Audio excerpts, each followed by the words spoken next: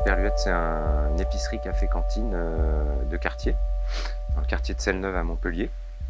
Et en fait, c'est un projet d'habitants. Les habitants sont partis du constat qu'il n'y avait pas trop de lieux où trouver une alimentation de qualité.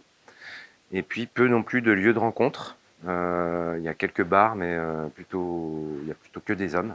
Donc pas trop d'espace pour se rencontrer en mixité. À l'Esperluette, il y a une épicerie où on vend que des produits secs, bio et ou locaux, un café associatif et une cantine. Et on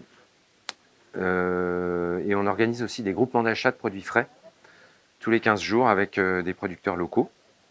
Voilà, il y a une particularité, c'est que sur les 700 adhérents, il y a 70 familles qui vont payer seulement 20% des denrées alimentaires, qui sont des familles en situation de précarité qu'on aide du coup financièrement à s'alimenter.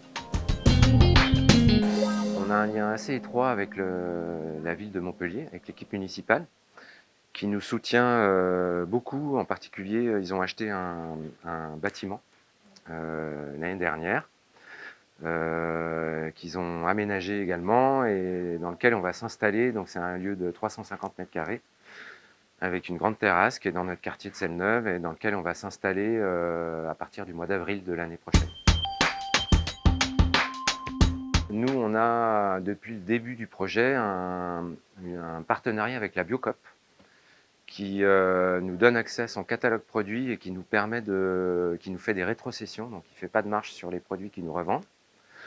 Mais il s'avère que par contre, dans le partenariat, il n'y a pas de livraison de prévue. Donc c'est à nous de passer nos commandes et ensuite d'aller récupérer notre commande chez eux.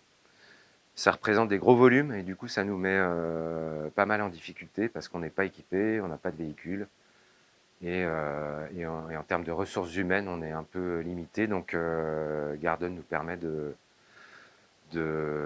prendre ça en charge et du coup de nous livrer tous nos produits secs pour notre épicerie en particulier.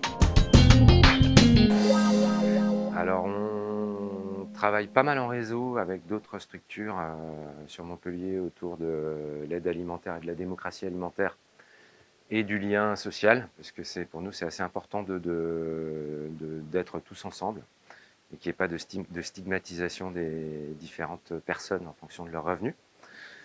Et donc on a déjà pas mal de projets mutualisés et cette mutualisation d'approvisionnement, c'est une question qu'on a travaillé déjà depuis plusieurs années avec d'autres structures et qu'on avait du mal à mettre en place. Donc ça nous permet d'expérimenter concrètement cette mutualisation d'appro et c'est super.